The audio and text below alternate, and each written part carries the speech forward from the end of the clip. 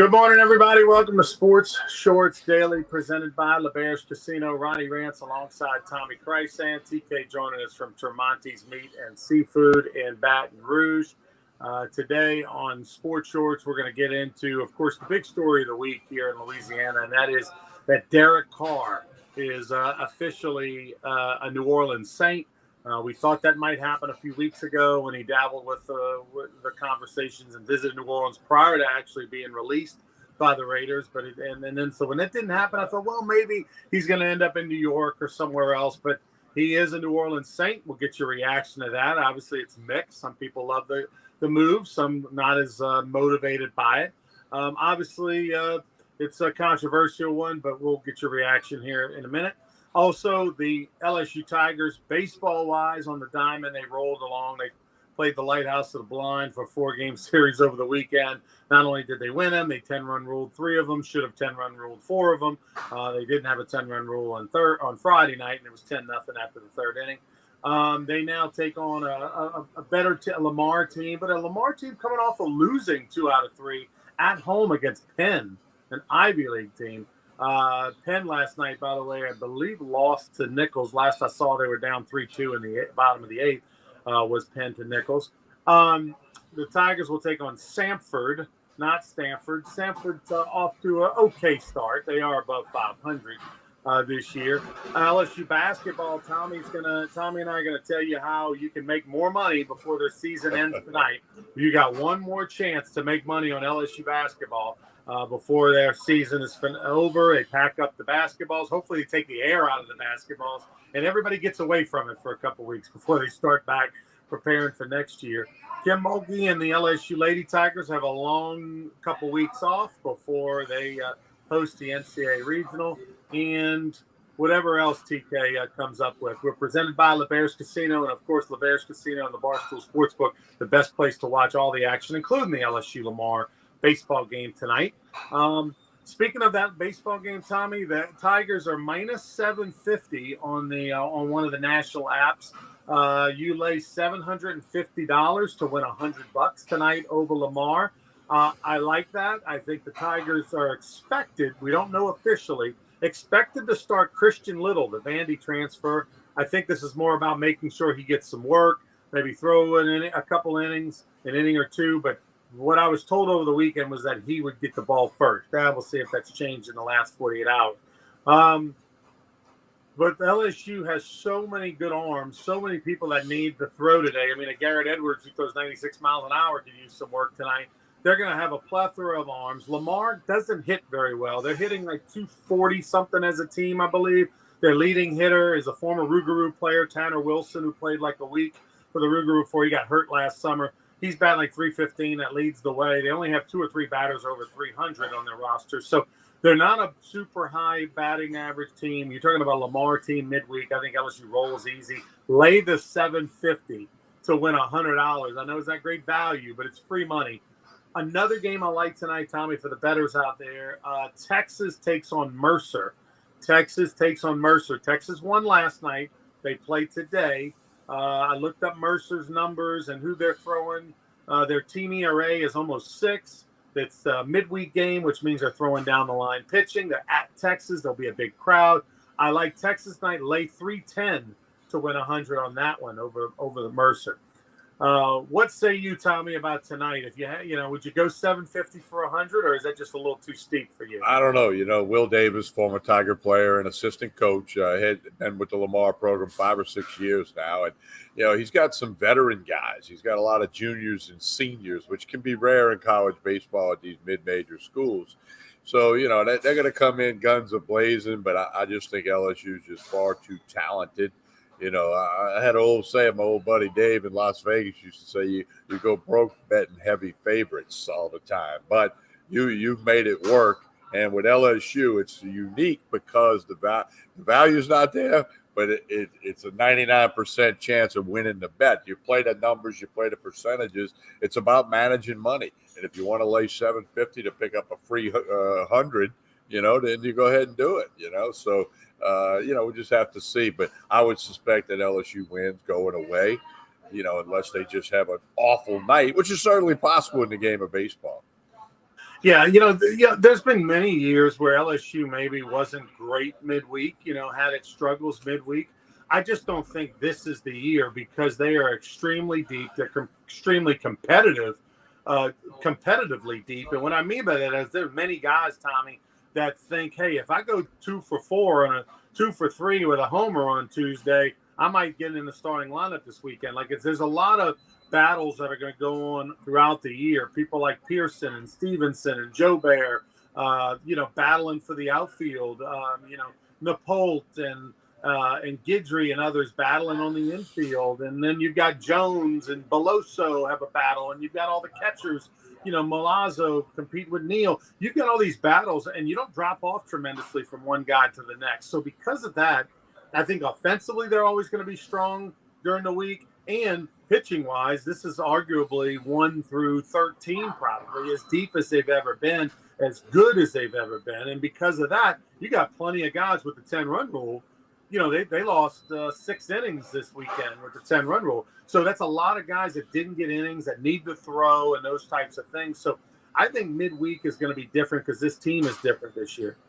I agree with you completely. I think you're hitting the nail on the head there. They got a lot of arms.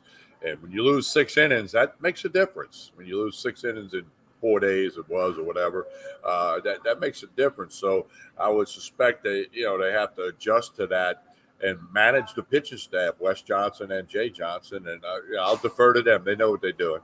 By the way, Tommy, interesting how with the pitching staff, they do something unique. I've never seen this before. At the start of the ball game, when the starting pitcher's getting loose, when he gets down to about his last 20 throws or so, his last 5-10 minutes down in the bullpen, the entire pitching staff, including Wes Johnson, goes and stands behind him on the mound and kind of just hangs out and watches them warm up. And I asked Wes Johnson about it. That was his idea. It was something they similarly did in pro ball. Think about it. In pro ball, those guys are out there all day, all afternoon. They hang out in the bullpens. They watch each other throw. They talk baseball. Hey, this is how I'm gripping my changeup. This is how I'm gripping my slider. I'm trying something different. They work on things constantly. They're tinkering for 162 games, and they're talking, as Wes Johnson puts it, they're talking ball. And he wants his guys talking ball and supporting each other and watching what other guys do. And maybe, hey, the way this guy throws his slider, maybe I can pick up something. And so it's kind of a show of support, but it's also getting the pitchers to talk baseball and to watch each other throw to where they can talk to each other in the dugout. And, hey, I saw you do something different or whatever the case may be. It's kind of unique. I like the idea, and it's all about learning. I mean, I remember when I was a freshman and a sophomore, I talked to some of the senior pitchers and just what they're doing, but we didn't stand behind the mound. Well, I'd be like, how does this work? I mean, you got a nice slider. What are you doing differently? So it's all about learning. You can always improve. You can always get better. And if Wes Johnson thinks this helps, bond the team, because Coach Bertman said you always got to put the team together. If you put them together like that and they learn and have fun, that'll pay off in the long run. The other thing too, Tommy, is I'll tell you, as a guy who's thrown a bullpen with Coach Bertman standing behind me, watching me many times in my life, it puts a little added pressure on those guys when they're down there in the bullpen for two things. One, you don't want to look like an idiot in front of your teammates. You don't look like crap in front of your teammates. So there's a little competitive factor there. And there's some accountability, right? Like you're just a little more intense. You're just a little more locked in when you got 15 guys and your pitching coach standing within 10 feet of you watching every throw. I think it just makes you pitch with a little more intent. Well, Ronnie, it's something I found over the years when I pitched. When I was in the bullpen, we never really had, maybe the pitching coach was out there. But if I warmed up spot on, I'm hitting all the spots, all the breaking balls, working the changeups, dying on the plate. When I got on the mound, I was worthless, okay? But them days in the bullpen when I just couldn't make the breaking ball break and I couldn't get this to work, then you get on the mound and everything worked. I mean, I found that more than not in my career. And again, I was no great pitcher by any stretch, but I always thought that. So then sometimes I try to warm up poorly, thinking, okay, that means when I get on the mound, I'll throw a couple strikes. Something to be. I don't know if that for me was the case, but I would say that there were a number of times where you just didn't feel right. It didn't feel great in the bullpen. Didn't think that for the most. Here's a question from Chance. Do we think LSU can hold on to Wes Johnson for long? Obviously, he came from the Twins big league club to LSU. I asked a couple weeks ago. Ronnie, your audio is going in and out. Okay, can you hear me now? Yeah, you can. Yeah. Okay. I asked Jay Johnson about that maybe 2 weeks ago, just kind of in passing. Like, I mean, I know you love him and he's great, but I mean, what are the chances LSU can keep him? And what I mean by that is not as a pitching coach, but maybe as a head coach somewhere, right? LSU, especially if LSU say they go on and win the national championship and the pitching staff so much improved from a year ago, he's going to be a big candidate for whatever best job is out there after the season's over with. And he said he thinks he's here for a good while, a good long term, and he just loves being the pitching coach. He loves just doing that. There's some guys that are better off being an offensive coordinator or a defense coordinator than they are being a head coach. And think about this: his package all.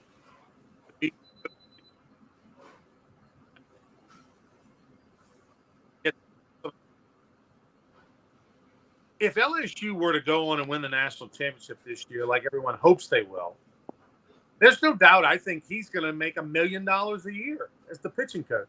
I mean, think about that. He's arguably going to be the non-head coach and make $1 million a year. And Wes John and Jay Johnson said, "I'll give him some of my salary." He says, "I don't need any more money. I'll take less money to keep Wes Johnson." And I think he's true. He's being sincere about that. I mean, that was Coach Orgeron's selling point when he took the job, when they hired him as the interim, and he was trying to lobby to be the head coach. He was saying, "Listen, you don't need to pay me $5 million a year. Pay me $2 million. I'll get you full role."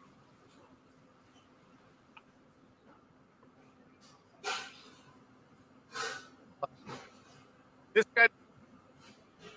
A lot of problems with your audio, Ronnie. We're not hearing you much at all. But no, and I mean, keep in mind, Jay Johnson wanted Wes Johnson when he first came to LSU from Arizona. So, and it didn't work out for whatever the reason. But look, Wes Johnson's family's here. I've met one of his daughters. I mean, they're planted in Baton Rouge. To answer Chance's question, I think they got a very strong chance of keeping him around for a while. But time will tell. Is my audio any better right here, Tom? Right. Yes, it is. Yes. Okay. I'll surmise it real quick. I know I was talking a lot. It was cutting out. Jay Johnson said he'll take less money to be the head coach at LSU in the future if Wes Johnson stays. If LSU is able to win the national championship this year, then don't be surprised if Wes Johnson all of a sudden makes $1 million a year as the pitching coach. Right. He's already making $750 potentially. If they bump him to $1 million and Jay says, "Look, you don't need to give me any more money. I'm making 1.2, whatever. Like, give me one. I don't need any more money." And I think Jay Johnson's sincere about that. The guy doesn't do anything. He cares only about baseball.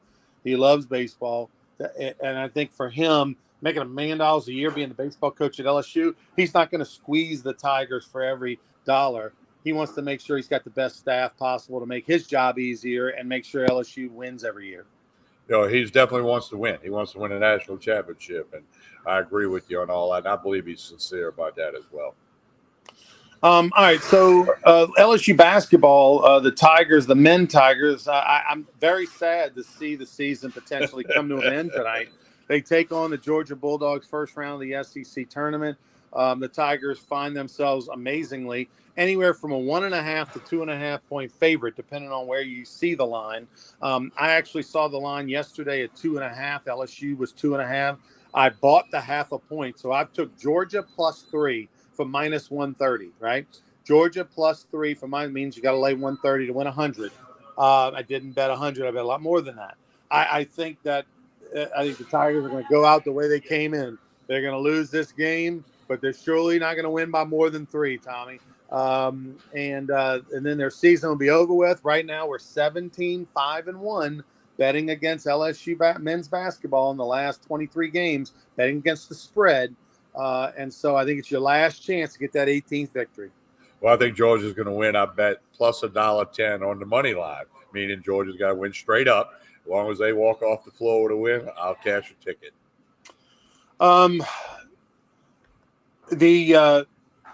the men, to be honest with you, the LSU men did not cover against Georgia the last time they played. Well, now it's time to take care of that. Yeah. They'll bounce back. We have no doubt about that.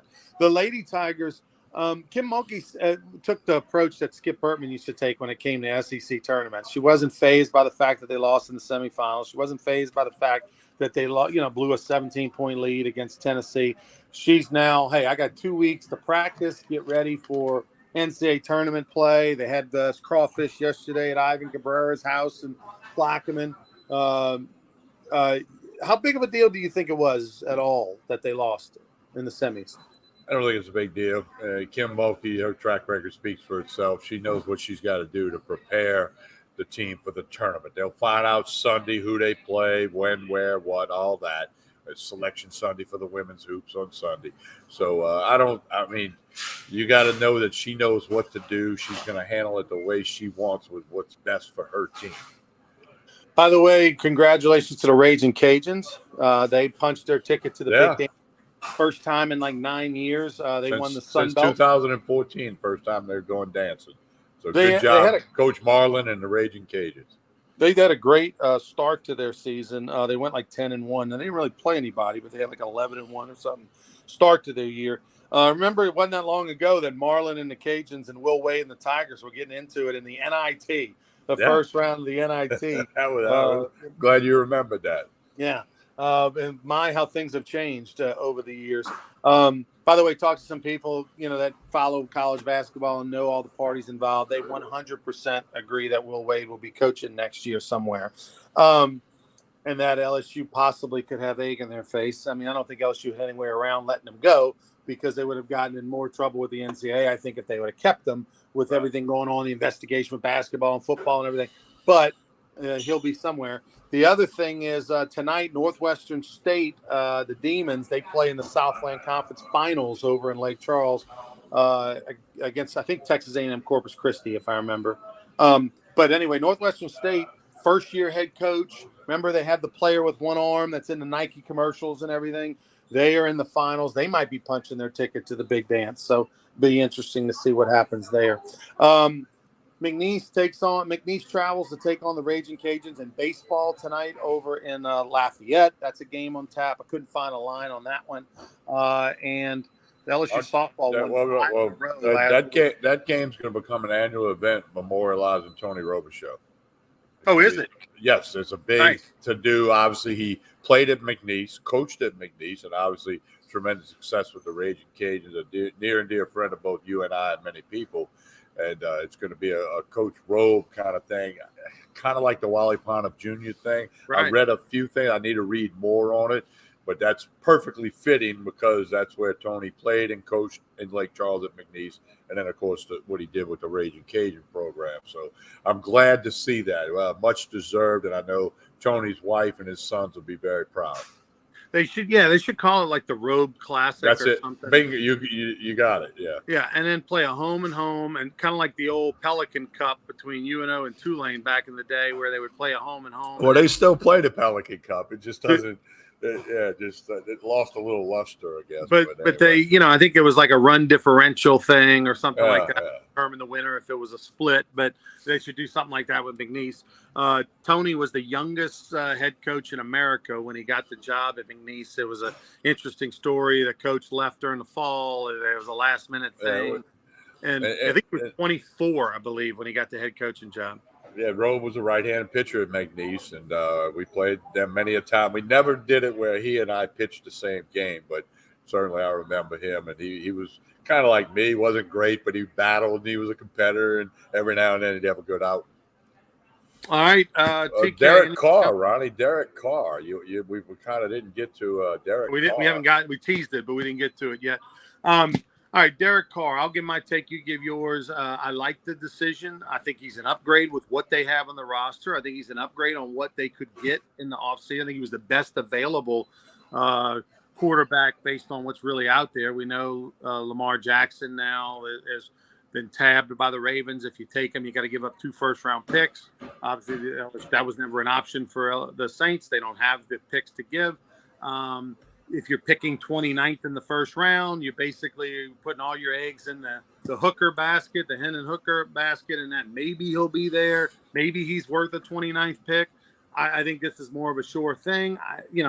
I know like others were worried about the cap thing. And look, it's not my job to worry about the cap. I just know as far as what they could get in the draft and what they could get free agency wise, I'm completely happy with this decision. To me, he's a top 15 quarterback in the NFL, probably 12 to 15, somewhere on that list. And that's as good as you can do. Well, Ronnie, having been around for a while, when I was noticing the restructuring of Ramczak's contract, Lutz, Tyrann Mathieu, I'm thinking Mickey Loomis knows he's got a legitimate shot at Carr and going to have to pay him. Hey, they upgraded the position, and Tom Brady's not coming back. Rich Eisen reported from the combine that Brady might come back, but Brady has stopped that. So he's not going to come back. So they now have the NFC South, who's the weakest division. They now have the best quarterback in the NFC South.